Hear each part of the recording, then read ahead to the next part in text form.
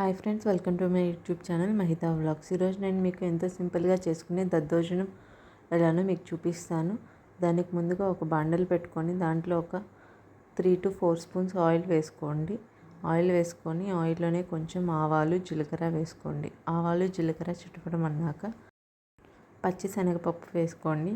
పచ్చిశనగపప్పు కూడా ఆయిల్లో బాగా వేగాక ఎర్రగా వచ్చే వరకు వేయించుకోవాలి. బాగా వేగాక దాంట్లోనే మనం ముందుగా పచ్చిమిర్చి, అల్లం, కరివేపాకు 3 కట్ చేసి పక్కన పెట్టుకోవాలి. సో ముందు పచ్చిమిర్చి, అల్లం వేసుకోవాలి ఆయిల్లో. పచ్చిమిర్చి, అల్లం వేగాక దాంట్లోనే మనం కరివేపాకు కూడా వేసుకోవాలి. నేను ఆల్రెడీ అన్నము, పెరుగు, ఉప్పు కలిపి పెట్టేసుకున్నాను. అన్నంలోనే కొంచెం పెరుగు వేసుకొని దాంట్లోనే కొంచెం సాల్ట్ వేసుకొని బాగా కలిపెట్టుకొని పక్కన పెట్టేసుకోండి. తర్వాత ఈ పోపు అంతా వేగిపోయింది కదా, ఈ పోపు అంతా మనం అన్నంలో వేసేసుకొని కలిపెట్టేసుకుంటే అంతే, ఎంతో టేస్టీగా ఉండే మన దద్దోజనం రెడీ అయిపోయింది. చాలా సింపుల్ అండ్ ఈజీగా అయిపోతుంది.